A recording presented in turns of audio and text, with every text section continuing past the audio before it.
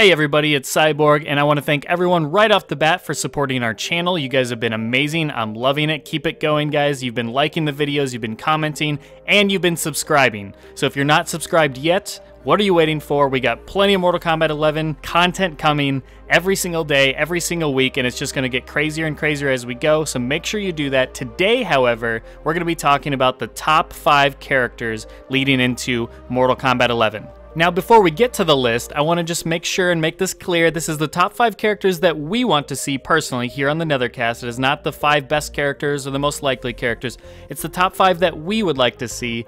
And these are the classic characters. And what I mean by that is no 3D era characters. We did a separate list for that. And we're also going to leave out any characters that were featured in Mortal Kombat X. That might be a separate list. Without further ado, let's go ahead and get into the list. Our top 5 classic characters that we want to see return for Mortal Kombat 11. Number 5. Nightwolf is one of few Earthrealm mortals with a strong connection to the spirit world. A powerful Native American shaman, Nightwolf's devotion allows the spirits to work through him, granting him unnatural long life and ethereal weapons to combat the darkness that threatens mortal kind. His faith in the spirits will inspire those who fight alongside him.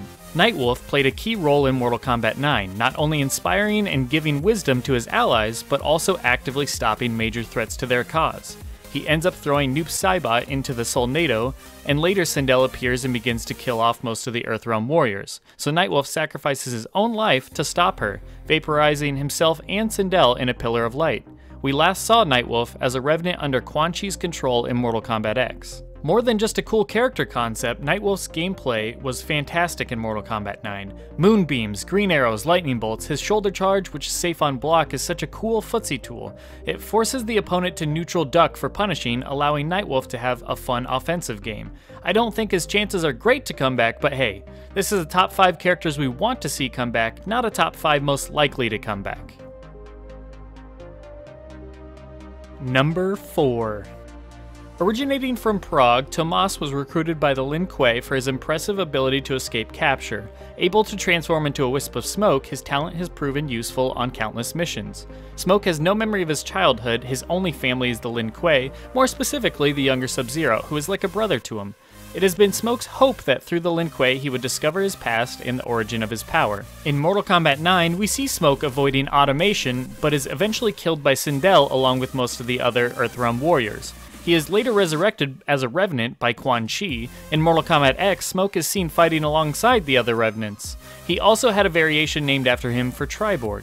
Smoke has proven to have quite a bit of fan support, so it wouldn't surprise me to see him return. His revamp of sorts in Mortal Kombat 9 led to some awesome gameplay elements, from his smoke bombs to his smoky teleports to smoke, smoke, smoke. He's a character that has grown in the competitive scene as well as in the fanfiction lore-centric scenes, so it'd be great to see the continuation of the character. Number 3. A skilled Botswana warrior, Cyrax relies on his natural fighting ability, his chi, to carry out Lin Kuei missions. He is proud to serve, but when the Grandmaster initiates a program to convert the clan into cyborgs, Cyrax resists. He is reluctant to lose his humanity, which he believes is more effective than any mechanical augmentation. He contemplated leaving the clan, fearing that it was no longer an organization of honorable assassins. In Mortal Kombat 9, we see Cyrax ending up automated anyways, so it's clear he was not able to leave the Lin Kuei successfully.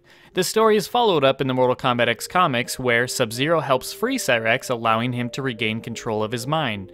After they defeat Sector and regain control of the Lin Kuei, Sub-Zero hopes Cyrax will bring honor back to the Lin Kuei and that the rest of the cyborgs can be restored, but Cyrax states only Sub-Zero can restore the clan's honor.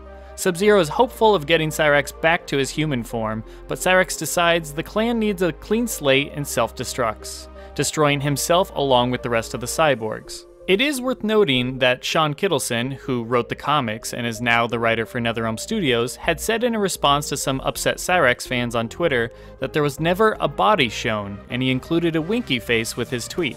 After his supposed self-destruct, it's not 100% confirmed that Cyrax was killed here.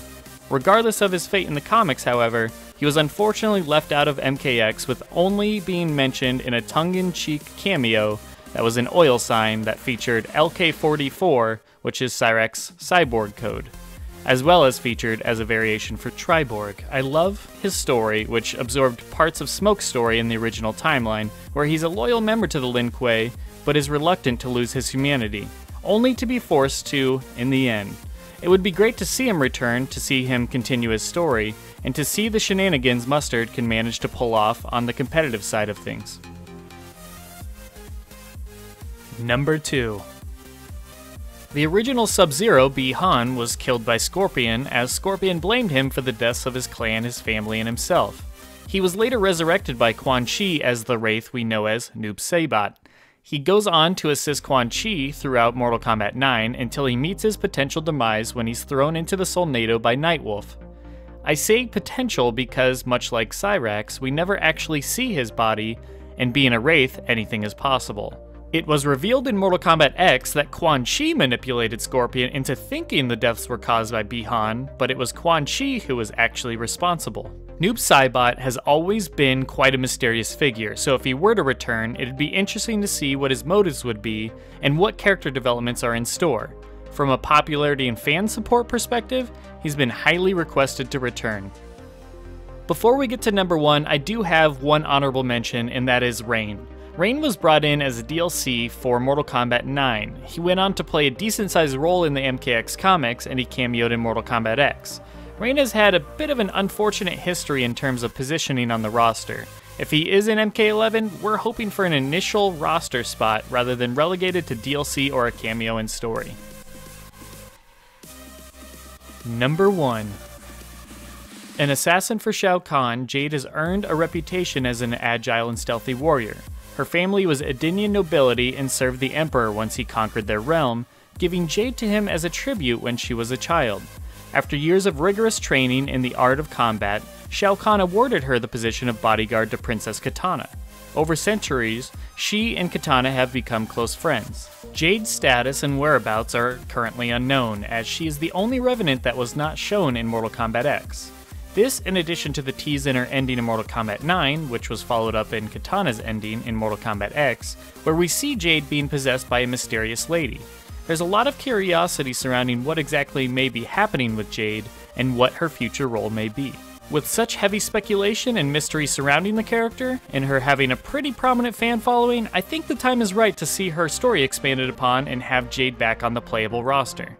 And that'll do it for our top 5 list. Now, if there's somebody that didn't make the list, or there's somebody that made the list, and you disagree with or agree with, go ahead and leave a comment below, and we would love to hear your thoughts on the characters you want to see make the roster for Mortal Kombat 11. I want to once again thank everyone for tuning in, and if you're new to our channel, I'll remind you, go ahead and hit the subscribe button because we have plenty of content coming up. You can check out our other videos where we break down the top 30 characters that the fans demanded be in Mortal Kombat 11, as well as our picks for top 5 3D era characters to make the Mortal Kombat 11 roster, and potential Mortal Kombat 11 villain theories. So go ahead and check out those other videos that we've been putting out recently. I am Cyborg once again. I will see you guys soon.